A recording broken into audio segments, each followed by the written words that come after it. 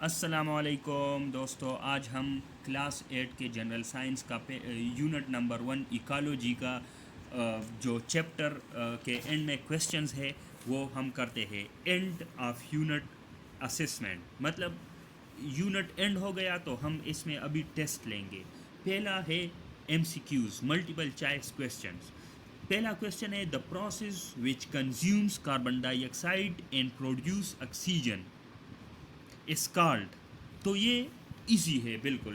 देखो वो प्रोसेस जो कि कार्बन डाइऑक्साइड को इस्तेमाल करता है, कंज्यूमिंग यूज, और ऑक्सीजन को बनाता है, उसको क्या कहते हैं? फोटोसिंथेसिस बोलते हैं।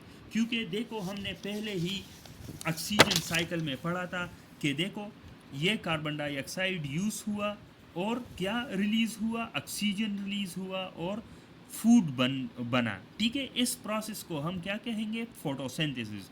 ये प्लांट्स में ही सिर्फ होता है और अल्जी में भी होता है, ये एनिमल्स में नहीं होता। फोटोसिंथेसिस सिर्फ प्लांट्स और अल्जी में होता है। ये भी एक क्वेश्चन हो सकता है, ठीक है, कि फोटोसिंथेसिस किस में होगा? प्लांट्स में होगा और अल्जी में होगा। ठीक है, फोटोसिंथेसिस कार्बन डाइऑक्साइड यूज़ करता है और फूड मॉलिक्यूल्स बना देता है और ऑक्सीजन बना देता है। तो पहला क्वेश्चन हो गया। Greenhouse gases burn to add heat, trap heat, help heat to escape, do not allow heat to reach earth surface. तो इसका आंसर है ट्रैप हीट। हमने greenhouse gases, greenhouse effect भी पढ़ा था, पहले पढ़ा था। ग्रीन हाउस में क्या होता है? उसमें हम एक क्लोज स्ट्रक्चर बना लेते हैं, फिर उसमें क्या हमारा मकसद क्या होता है? हमारा मकसद ये होता है कि उसमें जो हीट है, जो टेम्परेचर है, वो ट्रैप हो जाए, मतलब अंदर रह जाए, बाहर ना निकले। ठीक है, ये उन प्लांट्स के लिए होता है जो कि कोल्ड वेदर में नहीं उग सकते। ठीक है, ये हमने पढ़ा था इधर ग्रीन हाउस गैसेस। ठीक है, ग्रीन हाउस, ये greenhouses are huge structures mostly made mostly of glass or plastic sheets. Vegetables and fruit plants which cannot withstand cold can be grown in greenhouse gases. Glass or plastic sheets traps heat energy. देखो traps heat energy to keep temperature higher than the surrounding environment. ये आप figure भी देख सकते हैं। ये green house ये देखता है, ये एक ह्यूज स्ट्रक्चर है, ये प्लास्टिक या ग्लास शीट से बना होता है। इसके अंदर हम हीट को ट्रैप करते हैं। सही है, तो to trap heat, the interaction in which both members get benefit from each other is called mutualism, predation, commensalism, competition. तो इसका आंसर क्या है? म्यूचुअलिज्म। आपने ये भी हमने पढ़ा था। ठीक है, इंटरेक्शन इन इकोसिस्टम, इस लेक्चर में हमने ये पढ़ा था। देखो ये सब आप फिर रिवाइज करें। कंपटीशन है, फिर है प्रिडेशन है, सिम्बियोसिस है, फिर सिम्बियोसिस के टाइप्स है, पैरासिटिज्म, म्यूचुअलिज्म, कमेंसलिज्म। तो म्यूचुअलिज्म में दोनों एक दूसरे से फ़ायदा उठाते हैं। Symbiotic interaction in which both members get benefit is called mutualism. ठीक है, तो ये इसका आंसर है म्यूचुअलिज्म। फिर the organism that kills the other for food is called prey, parasite, pathogen, predator. अगर आपने रीडिंग सही की हो, सबक सही पढ़ा हो, तो ये आपके लिए बिल्कुल आसान होगा। तो इसका आंसर है प्रीडेटर। प्रीडेटर ये हमने इसका पढ़ा था। In predation one organism attacks activity attacks actively kills and feed on other organism. One which attacks and kills the other is called predator. और प्रे कौन होता है? जिसको कत्ल किया जाता है, जिसका शिकार हो जाता है, जिस तरह इधर है। तो देखो ये प्रीडेटर है और ये जो बफेलो है, आई थिंक बफेलो प्रे है। तो ये प्रे है और ये प्रीडेटर्स है सारे। ठीक है, तो प्रीडेटर भी हो गया। फिर 5 number, rhizobium is a group of bacteria which live in the roots of some plants. They fix nitrogen for plant and get food in return. This relationship is called commensalism. इसमें एक को फ़ायदा होगा और दूसरे को ना फ़ायदा होगा, नहीं सॉरी, इसमें क्या होगा, इसमें in this type one partner gets benefit without benefit और हार्म टू अदर ऑर्गेनिज्म, ठीक है। तो इसमें एक को फ़ायदा होगा और दूसरे को ना फ़ायदा होगा और ना नुकसान होगा, ठीक है। Bird building nest on a tree, देखे बर्ड को फ़ायदा हो रहा है और ट्री को कुछ फ़ायदा भी नहीं हो रहा, ना नुकसान हो रहा है, ठीक है। तो ये कमेंसलिज्म है। फिर इसमें 6 number, in a food chain which type of organism utilize most of the sun energy coming to the earth. देखो ये प्रोड्यूसर्स है, हमने पिरामिड किया था, पिरामिड में सबसे ज़्यादा एनर्जी वाले कौन हैं, प्रोड्यूसर्स है, उसके बाद प्राइमरी कंज्यूमर है, फिर सेकेंडरी कंज्यूमर्स और फिर टर्शी कंज्यूमर्स। तो इसका आंसर है प्रोड्यूसर्स। फिर in an ecosystem the energy flow is always bi direction, random, down in a pyramid, uni direction. तो ये डाउन इन ए पिरामिड है। डाउन इन ए पिरामिड किस तरह है, देखें इसमें सबसे ज़्यादा एनर्जी है और ये किस तरफ जाती है, जो जिसके साथ एनर्जी कम होती है। तो देखो प्रोड्यूसर के साथ एनर्जी सबसे ज़्यादा है, टर्शी के साथ सबसे कम है, तो एनर्जी की फ़्लो इस तरह है, इस तरह नहीं है, ज़्यादा की तरफ नहीं है, डाउन डाउन है, ठीक है, डाउन इन ए पिरामिड।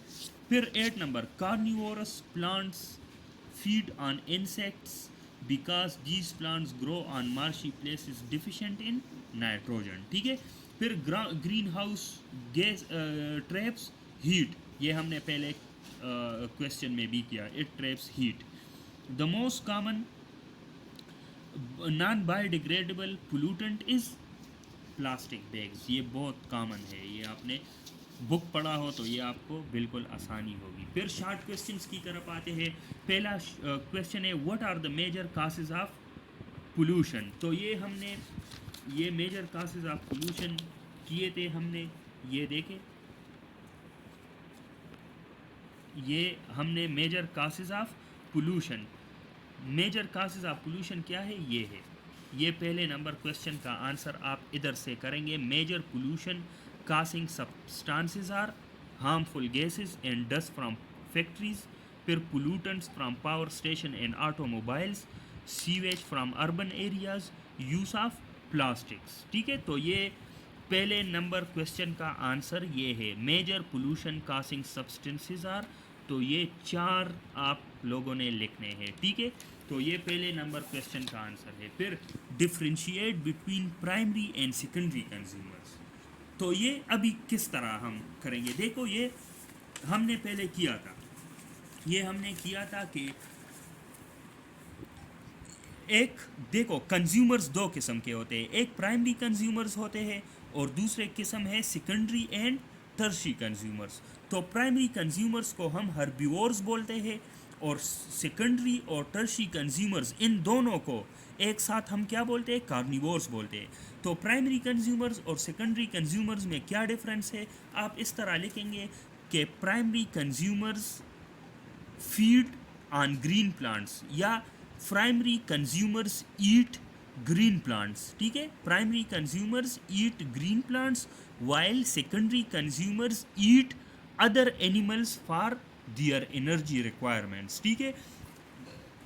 आप किस तरह लिखेंगे, प्राइमरी कंज्यूमर्स प्लांट्स को खाते हैं, ग्रीन प्लांट्स को, और सेकेंडरी कंज्यूमर्स किसको खाते हैं, एनिमल्स को खाते हैं अपने एनर्जी की ज़रूरत के लिए, ठीक है। तो ये आप इस तरह लिखेंगे, यही वर्डिंग आप लिखें, primary consumers eat the green plants for their food while the secondary consumers eat other animals for their food, ठीक है।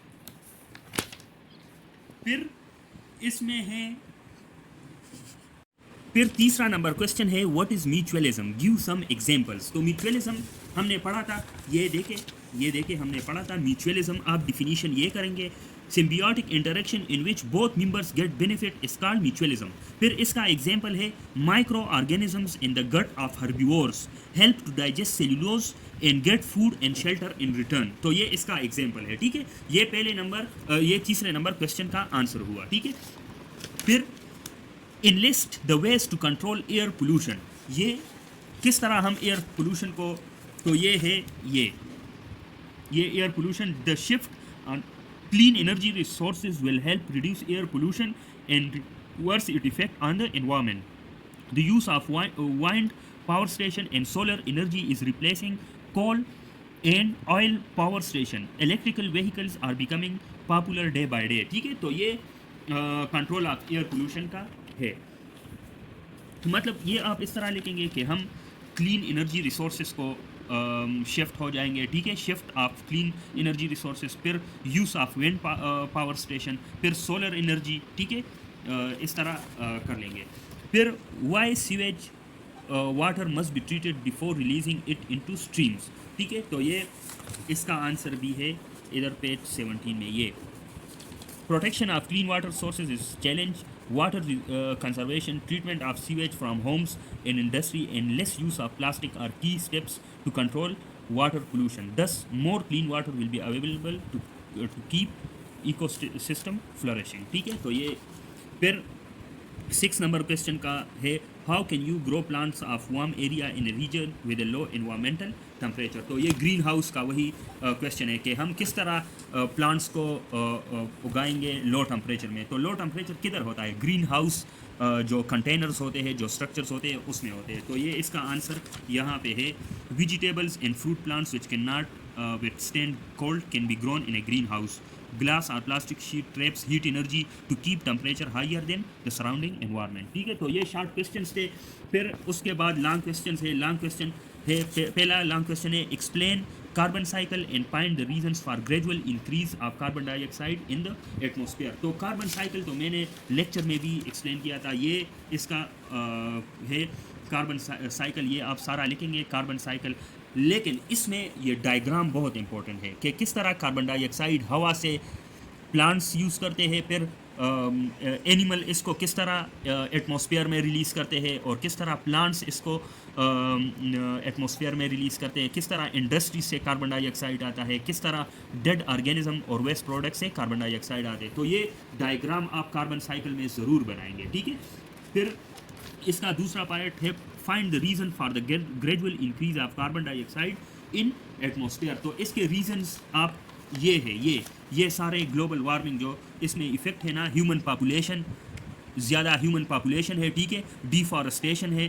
ठीक है, बर्निंग ऑफ फॉसिल फ्यूल्स है. ये सारे कार्बन डाइऑक्साइड को इंक्रीज़ करते हैं. तो 3 रीजंस है, ह्यूमन पॉपुलेशन, ठीक है, excessive use of fossil fuels और डिफॉरेस्टेशन. ये 3 रीजंस है. ये आप बस ये लेके एक ह्यूमन पॉपुलेशन ग्रोथ, एक excessive use of fossil fuels और तीसरा डिफॉरेस्टेशन.